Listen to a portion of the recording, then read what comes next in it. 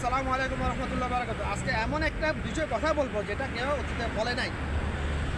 আমি যে যে বিষয়ে কথা আমি গত 5 বছর আগে থেকে বলে আসতেছি, যেহেতু আমি ভাইরাল ম্যান না, আর আমি নিজেকে প্রমোট করার জন্য কথা বলছি। আমি আমার অধিকার এবং আমার দেশের মানুষের অধিকার প্রতিষ্ঠা, মৌলিক অধিকার প্রতিষ্ঠা করার জন্য কথা বলতেছি। কথাগুলো যদি যুক্তিসঙ্গত হয় তাহলে যত শেয়ার করে পুরো দেশে ছড়িয়ে দাও। এখন অপদার্থ মুনাফিক নাস্তিক হারামখোর সিন্ডিকেটকারী সরকারকে অবহিত করো। এই কথাগুলো হলে আজকের মূল কথাটা হলো বাংলাদেশের পাবলিককে নিয়ে। বাংলাদেশের পাবলিক যতদিন নিজের ইমান আমানত বিক্রি করা বন্ধ করবে না, অর্থাৎ ভোটের সময় আসলে 5,000 10,000 টাকার জন্য নিজের ইমান বিক্রি করা বন্ধ করবে না, ততদিন বাংলাদেশে কখনো দুর্নীতি, লুটপাট, সিন্ডিকেট, চাঁদাবাজিগুলো বন্ধ হবে না। কারণ বাংলাদেশের গত 30-40 বছর ধরে এবং বর্তমানে যে যত দুর্নীতি, চাঁদাবাজ, লুটপাট, সিন্ডিকেট হইতেছে, এটাতে সরকার জড়িত আছে। প্রমাণ কয়টা লাগবে? তোর সরকার জড়িত আছে, video footage, audio video footage সহ দিতে পারবো আমি। কয়টা প্রমাণ লাগবে রে? হাজার হাজার প্রমাণ দিতে পারবো। আজকে একটা প্রমাণ আমি খাতা কলমে আমি তোমাদের সামনে উপস্থাপন করলাম। আমি খাতা কলমে উপস্থাপন করলাম ইনশাআল্লাহ। এটা দেখবে যদি যদি তোমাদের যদি বিবেক থাকে, যদি সামান্য জ্ঞান বুদ্ধি থাকে, যদি তোমরা গাদা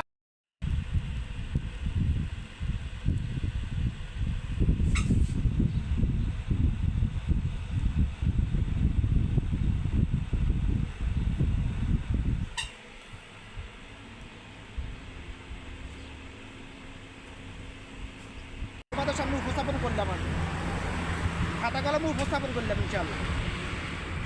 এটা দেখবে যদি যদি তোমাদের যদি বিবেক থাকে, যদি সামান্য জ্ঞান বুদ্ধি থাকে, যদি তোমরা গাদা না হও, তাহলে তোমরা এটা পার্সোনালি শেয়ার করে পুরো দেশে ছড়িয়ে দাও। এটা নিজের আমার এবং তোমাদের মৌলিক অধিকার প্রতিষ্ঠা করার জন্য। আমি পুরো ডিটেলস তোমাদেরকে একটা স্যাম্পল দেখেছি, খালি মাত্র স্যাম্পল। এটা পরিপূর্ণ হিসাব কম্পিউটারে মনিটরে দেখানো সম্ভব না। এত বড় অ্যামাউন্ট একদিনের 70টা স্যাম্পল দেখেছি। একটা জিনিস নিয়ে শুধুমাত্র পেঁয়াজ নিয়ে, বাস শুধুমাত্র পেঁয়াজের স্যাম্পলটা দেখেছি আমি। আর এটা 100% বাস্তব। বাংলাদেশের যত সিন্ডিকেট, যত দুর্নীতি, সাদাবাজ হয়, এটাতে সরকার জড়িত। সংসদ সদস্য, এমপি, মন্ত্রী এরা জড়িত এটাতে।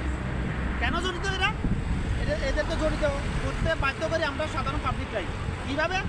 আমরা ভোটের সময় আসলে নিজের ইমান আমানত বিক্রি করে যাকে তাকে ভোট দিয়ে দিই। আমরা যাচাই করি না সে কে, তার অতীতের তার আচার ব্যবহার কেমন ছিল, তার ইনকাম সোর্স কি, হালাল না হালাল, এটা আমরা যাচাই করি না। যার ইনকাম হালাল, সে যত বড় ধনী লোক হোক না কেন, তার সব কিছু হালাল হারাম। সরি, যার ইনকাম হারাম, সে যত বড় নামাজি হোক না কেন, কপালে কালো দাগ হয়ে গেল, তার জাগতি সব কিছু হারাম। সে কীভাবে মানুষের সে কীভাবে মানুষের অধিকার অর্থ সম্পদ লুট করবে না? অবশ্যই লুট করবে সে।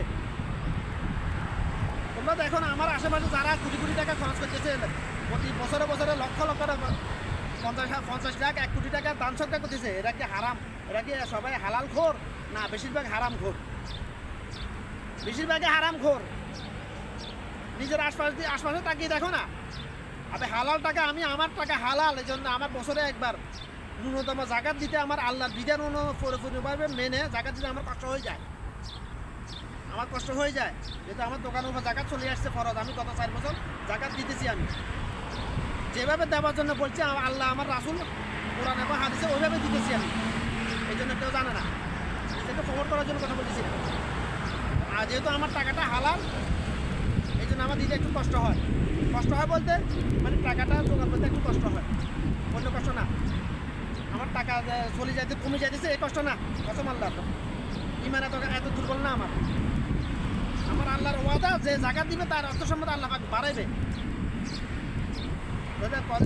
এদিকে কথা বলার উদ্দেশ্য জাকাত নিয়ে না, তো বলতেছিলাম নির্বাচনের জন্য, সমাজ সেবার জন্য যারা কোটি কোটি লক্ষ লক্ষ টাকা ব্যয় করতেছে, এরা বেশিরভাগ হারাম খোর। যার টাকা হালাল 100-এ 100, সে দান সত্যি করছে, তার একটু হিসাব করা লাগে। অর্থাৎ হালাল সব কিছু সীমিত, বরকত বেশি, আর হারাম সব কিছু সীমাহীন, কিন্তু বরকত নাই। যাদের মধ্যে যারা গাদা না, নিজেকে মানুষ পরিষদে যাদের মধ্যে সামান্য সেন্স আছে, কমন সেন্স তো অনেক দূরের কথা, সেন্স আছে, তারা কথাগুলো তাদের কলবে অবশ্যই ঢুকা দরকার আমার কথাগুলো। যেটা বলে বাংলাদেশে যত সিন্ডিকেট হয়, সিন্ডিকেট যদি অতীতে যা হয়ে গেছে গেছে, যা আল্লাহর কাছে তওবা করি, মাপ চাও, আল্লাহ আমি বুঝি নাই, আমার ইমান আমার বিক্রি করে দিয়েছি, এই জন্য আমরা এগুলো ভোগ করছি। তুমি 5,000 টাকা 10,000 টাকা ইমান আমানত বিক্রি করে দিবে, আর পরবর্তীতে 5 বছর এটার কুফল ভোগ করবে না, এটা হতে পারে না কখন। কথাটা আমি 5 বছর আগে থেকে বলছি, এখন না শুনুন, 5 বছর আগেরও ভিডিও ফুটেজ আছে, আমার আর্টিকেল আছে, আমার লেখা 500-র উপরে আর্টিকেল আছে এ পর্যন্ত, গত 5 বছরে 500-র উপরে আর্টিকেল লিখছি আমি, কোরআন হাদিস নিয়ে এবং মানুষের অধিকার প্রতিষ্ঠা নিয়ে, বাস্তবতা সবগুলো সত্য, একটাও মিথ্যা নাই। আমার লেখা আর্টিকেলগুলো নিয়ে কথা বললে দৈনিক একটা আর্টিকেল নিয়ে কথা বললে আমার কয়েক বছর সময় লাগবে, এত বছর হায়াত পাবো নাকি আমি,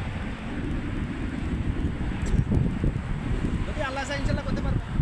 তো তোমরা এখনও সময় আছে, তোমরা নিজেদের ইমান আমাদের বিক্রি করা বন্ধ করো। যদি তোমরা যদি চাও তোমাদের বাংলাদেশ থেকে সিন্ডিকেট, দুর্নীতি এগুলো মূল থেকে নির্মূল হোক, তাহলে আগামী নির্বাচনে যখনই কেউ টাকা হাঁটবে তাদেরকে জোতার বাড়ি, এই জোতা আছে, জোতা দিয়ে বাড়ি শুরু করবে। কারণ তোমাকে 5,000 টাকা দিছে মানে সে পুঁজি লাগাইতেছে, পরবর্তী 5 বছর তোমাদেরকে লুট করবে। কীভাবে লুট করবে তার নমুনা আমি শেষ করলাম। যেদিন যে ভোট চাইতে আসি টাকা হাইতে হাতে জুতা নিবে, সেদিন থেকে বাংলাদেশ থেকে দুর্নীতি, সিন্ডিকেট, লুটপাট, চাঁদাবাজ এগুলো বন্ধ হবে, এর আগে বন্ধ হবে না। তার জন্য আগে আমাদের জনগণকে ইমানদার মুসলমান হতে হবে। যেরকম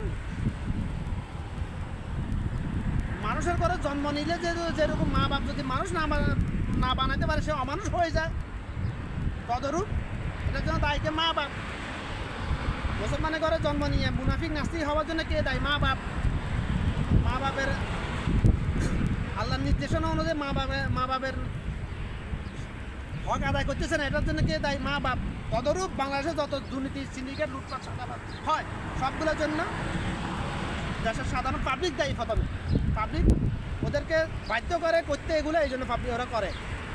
কেন একটা এমপি নির্বাচনে, একটা উপজেলা নির্বাচনে শত কোটি টাকা খরচ করে, হাতে পাখের সম্পত্তি বিক্রি করে করবে, টাকাটা হাতে ব্যবসায়ীদের কাছ থেকে নিবে, দাম নিবে, পরবর্তী ব্যবসায়ীদেরকে সিন্ডিকেট করার জন্য লাইসেন্স দিয়ে দিবে, বাস এই সিটে কথা একে।